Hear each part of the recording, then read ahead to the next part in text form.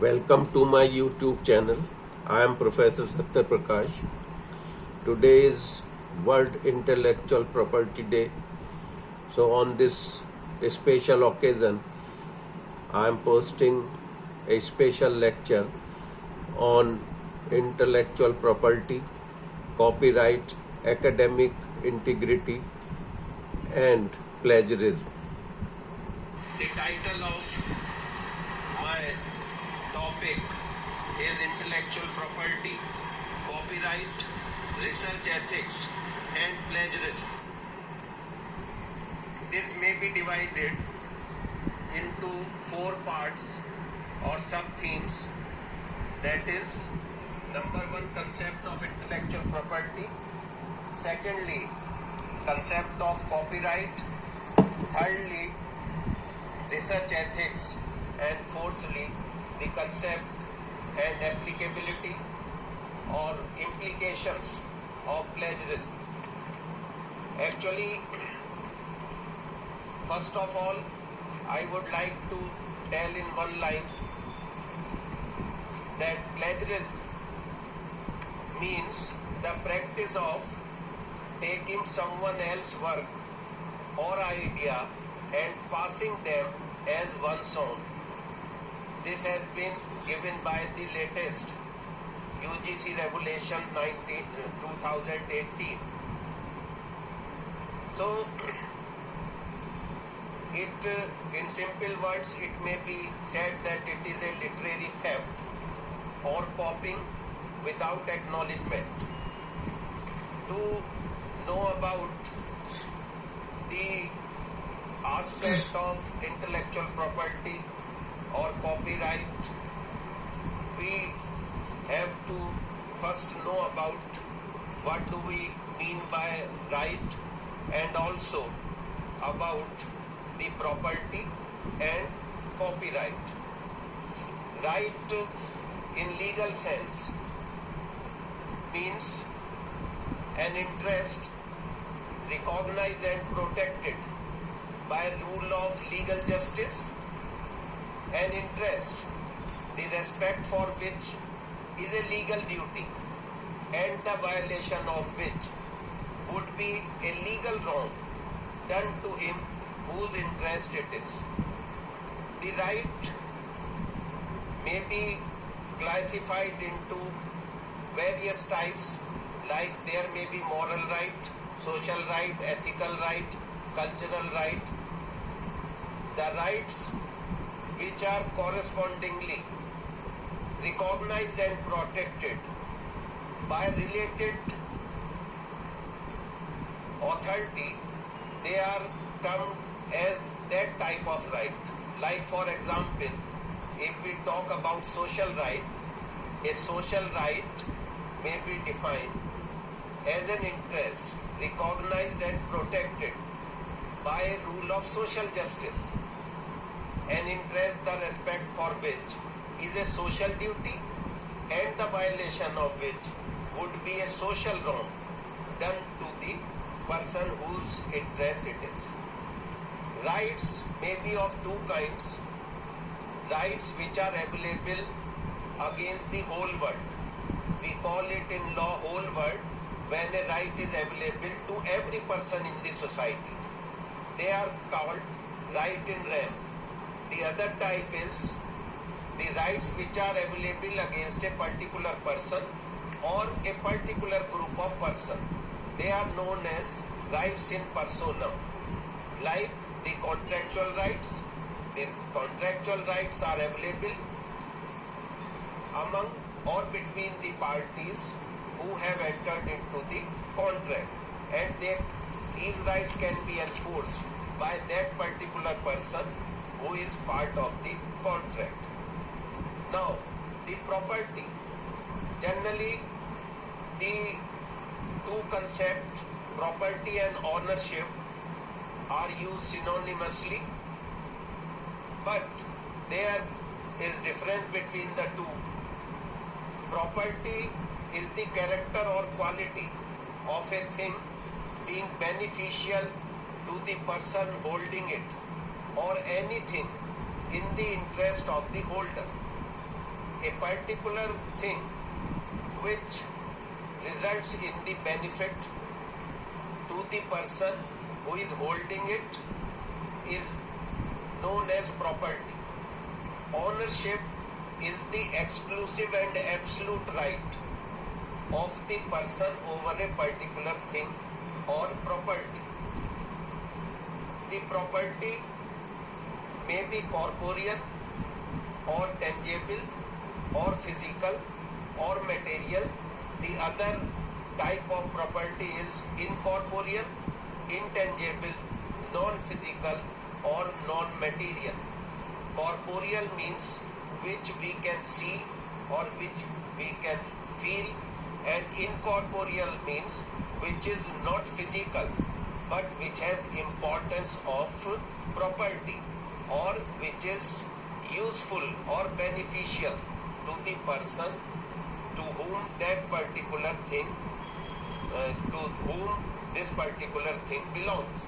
So these are known as proprietary rights in rem and proprietary rights in personam. In wider sense, property includes all the rights which a person has, like right to life, liberty, reputation, property. Even when the concept of social contract theory developed in Renaissance period, though Locke said that every man has a property in his own person, and in property life, liberty and estate were included. The foremost and primary right was considered to be the property, which included the person of the man as well as the life, liberty and estate. At present, as per our constitution, we have right to life and liberty in Article 21. Property is included in right to life, or there must be some property or other things like right to education, right to privacy, right to dignity. All these things have been included in life, but historically property included right to life, liberty as well as so-called property, that is estate. Intellectual property is intangible property or incorporeal property, which is not visible as such or which cannot be felt by the people, but it is like property because it has a value. This is, in simple sense, intellectual property is product of intellect or skill or mind or spatial know-how or spatial knowledge. A product generally is an outcome of two things. There might be some raw material, and the raw material is converted into some useful thing by the use of know-how or intellect or skill. Then this know-how, this intellect, this skill is known as intellectual property. It is the product of skill, creativity or ideas or thought, and may be depicted in material form, like though we classified it as immaterial or intangible, but it is given in some material form. The form is not important, like written documents, book, paper, printed form, or in the form of electrical material or device. The importance is that of the intellect, the skill, that is the content of that particular material. Like the book is not important. The book as a material is not important. The idea the literature given in the book is important. The compact disc or some electronic or electrical material is not important, but the idea given in them, that is important. So this is the idea of intellectual property, and copyright is one of the intellectual property. To start with the concept of copyright, we can refer to the preamble of the Constitution, which is the grand norm of society or law in India. In preamble itself, it says that we the people declare to secure to all its citizens liberty of thought, expression, belief, faith and worship. Here we are concerned with liberty of thought and expression. The intellectual property begins to develop in the form of thought or idea, but it becomes property till it is in the mind, in the thought. It is an idea not expressed. It is not intellectual property. As soon as the idea or thought is expressed, it becomes intellectual property.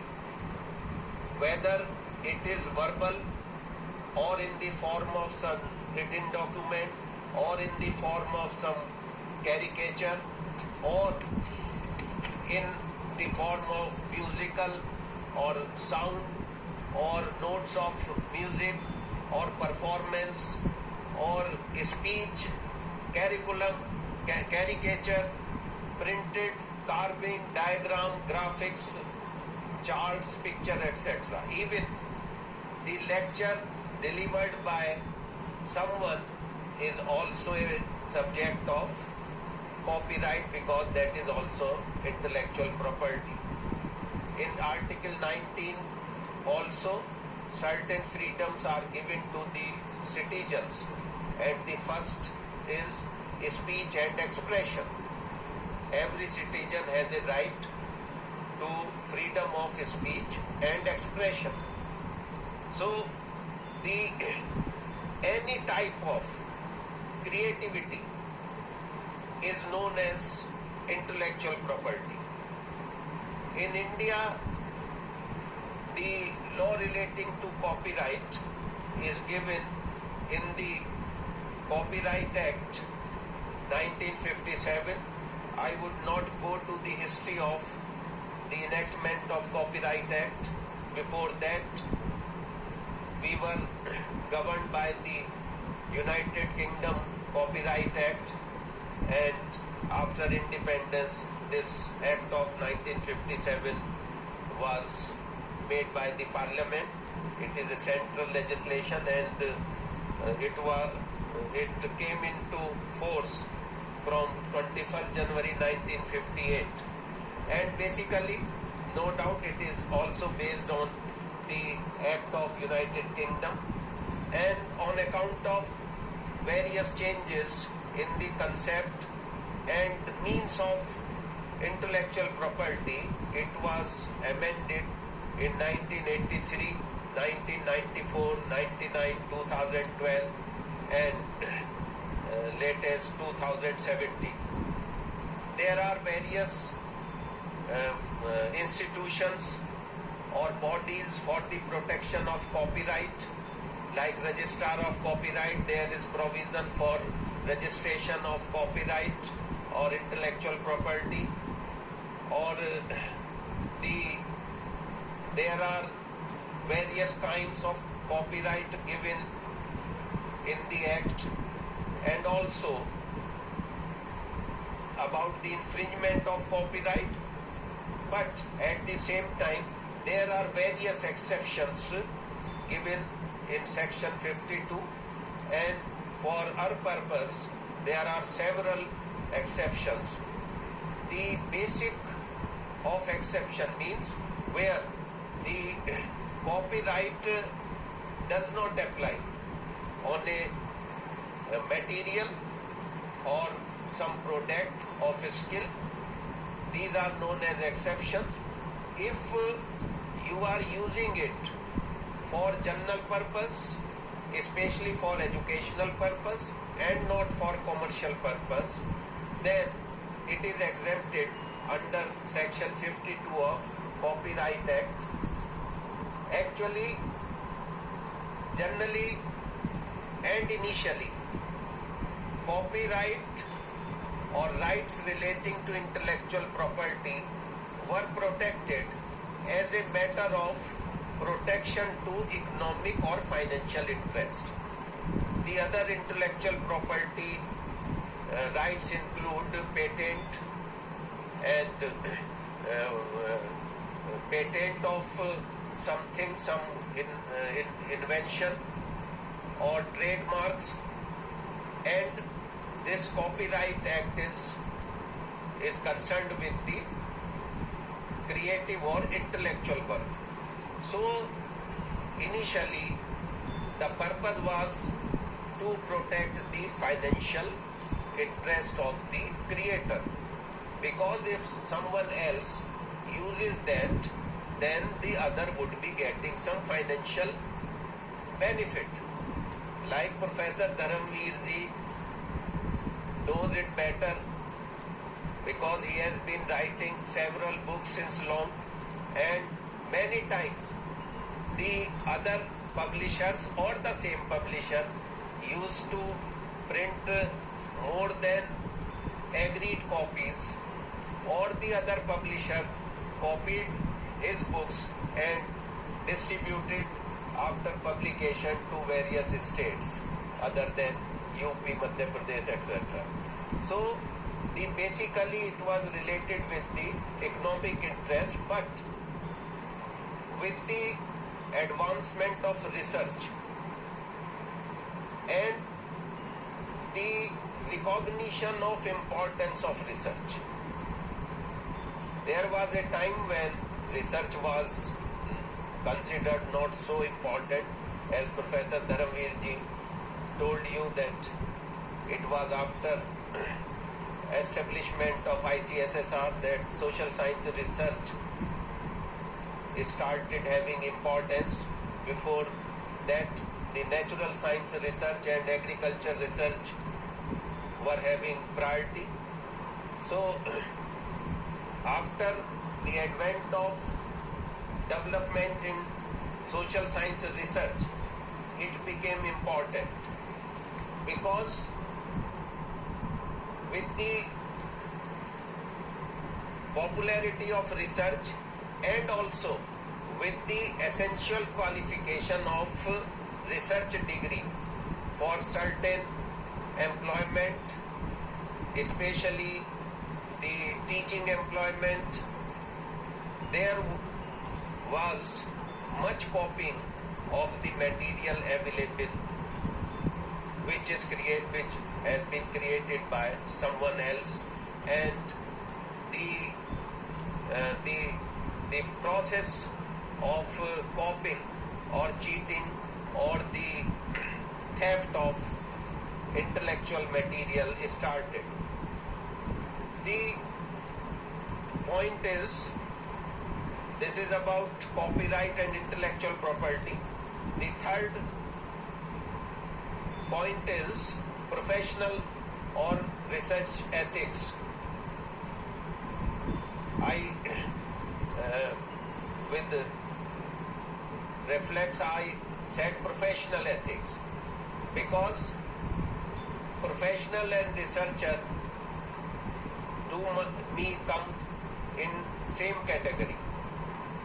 Professional means a person who is independent in working, who has no superior, no inferior, or no senior, no junior, no boss, no servant. He is independent worker and involved in intellectual work or work of skill, having special qualification and authority to work in that field. So the professionals require a specific ethics because for servants there is honor to regulate, for business people there is government machinery to regulate, and in every field there is someone to regulate the conduct or behavior of the person. But in professionals he is independent. I also treat researcher as independent person like professional. Though there is provision for some guide in PhD or MPhil degree or even for PG in dissertation, but actually this is the work of the researcher only, which is presented after particular duration and after doing work on that particular theme or point. And it is not just related with the degrees, whether of PG or MPhil or PhD, but it is related with writing article, papers, books and all that. In them, the researcher or writer is absolutely free. There is no supervisor, no controlling authority, no controlling body. So therefore, the ethics for researcher or creator of intellectual property in the form of some material, intellectual material, is very necessary. And generally there were few cases about the infringement of copyright, particularly most of them related to the publication of book without permission, or where the copyright belongs to the author and the publisher without permission printed some books and distributed for profit. So these all types of cases had to be filed under Copyright Act. There are civil as well as criminal remedy. You can have compensation or you can have trial of the other person or who has infringed the copyright for criminal proceeding, or maybe given penalty or imprisonment. So, but after the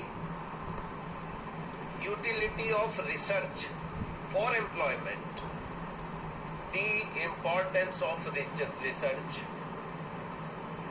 became very high, and when the UGC, as I told, the Copyright Act is since 1957. Before that also, even before independence, there was Act of British Parliament which was applicable in India also.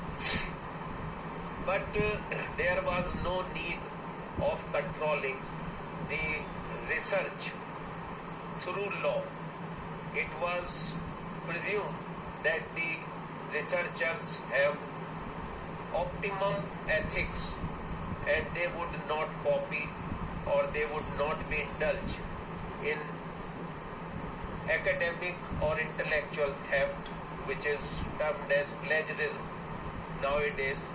And taking into consideration that aspect, the UGC was compelled, I would say compelled. UGC might not be interested to control academic activities by very strong and strict laws. UGC issued regulation on academic integrity and plagiarism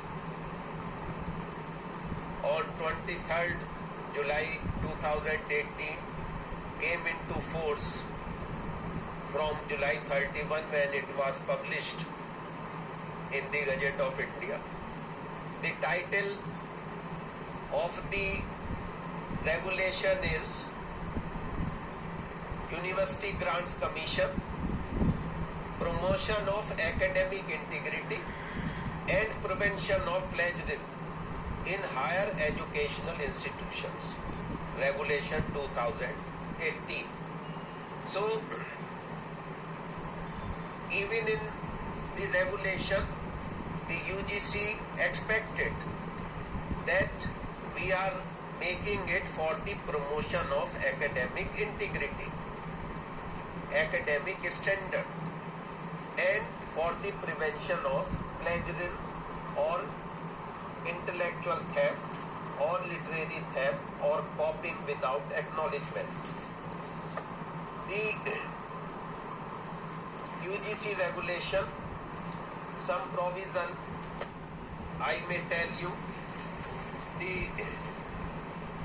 in the preamble itself, the regulations, in every regulation, law or rule, we used to have a preamble, or it may be called the introductory part or the object clause of the particular legislation. So, in preamble itself, they have said that where there is the research has gone down, so we are making this regulation for the maintenance of academic integrity and for avoiding plagiarism.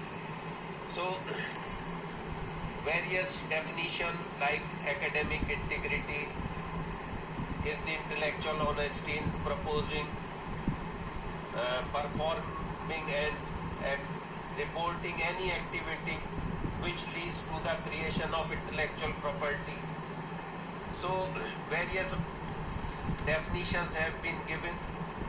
The objective is to promote academic excellence and to avoid academic theft or intellectual theft. Then very strict provisions have been made. There is provision for the organization or composition of various committees, which is known as academic, departmental academic integrity panel or institutional academic integrity panel.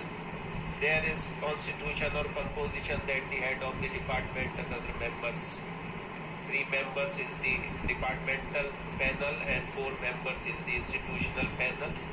They have right to evaluate any research work, including PhD dissertation or project or papers or whatever it may be, which is an intellectual property.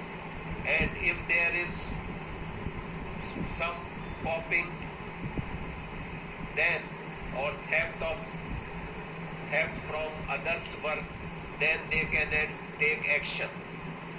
For the researchers, the categories are 4 categories are made. Up to 10% similarity, there is no penalty. From 10 to 40, the candidate is required to revise the thesis and submit it within 6 months. And if there is copying or plagiarism from 40 to 60, then the candidate has to revise and cannot submit or resubmit the thesis before 1 year. So there is automatic disadvantage or loss of 1 year. And if there is plagiarism more than 60%, then it provides for cancellation of registration. The person or researcher cannot continue with working on that particular topic. But previously, the supervisor only used to give certificate that the work was carried out by the researcher and it is his own work.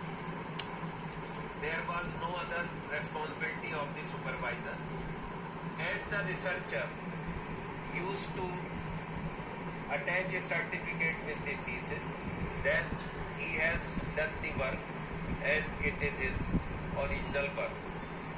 Now, under regulation 2018, there is responsibility of supervisor also, and that is more stringent than the researcher. Again, up to 10% no penalty, up to from 10 to 40. If the person has written something or published an article or paper, he has to withdraw the manuscript.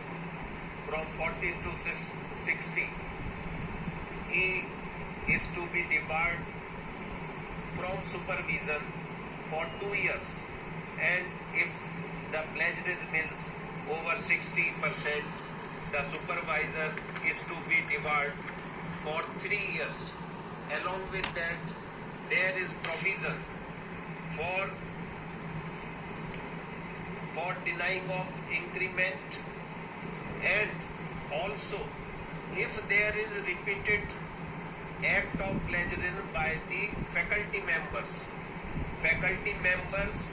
in an educational institution, higher educational institution, faculty members include even temporary and ad hoc members also. If there is repeated violation or repeated plagiarism, then the person may be suspended or even may be terminated. So these are the very strong and effective punishment has to be made by the UGC, though I don't feel that such type of compulsion and governance must be there. It is a matter of concern that the makers of the society, the makers of the people of society, the future generation of society are to be governed with deterrence and severe punishment to have their conduct moral, ethical and legal. So it is very, I should say, shameful for the academicians that this regulation has been made, and or in other words the UGC has been compelled to make, and there are examples we can exemplify it, that before these regulations there were number of PhDs submitted and passed, approved in various universities throughout India, and now the number of PhD submitted has considerably decreased after the coming into force of these regulations. And one very, I must say, silly example. Yesterday I saw a message from the convener of this workshop, Dr. Sanjeev Mahajan, that generally the participant used to fill up or attend quiz and then see their result, view their result, and in result they get the answers, how many answers are right, how many wrong, and they get the right answer of the question which they have given wrong answer, and they again fill it up. So when in such type of activities, academic activities, which is where there is no much importance of all these activities, we are using immoral methods. So though it is not good that we have this type of regulation, but on account of such type of activities, such type of substandard academic activities, the UGC or central government or human resource ministry had to bring this regulation. With these words, because the time is very short. With these words, I end today's submission. I would like to make a declaration also here. This lecture was originally delivered in an faculty improvement program on recent trends in social science research held on 13th June 2020 in NAS College, Meerut. And today I post this lecture with acknowledgement to the organizer of the faculty program held in 2020. Thank you very much and all the best.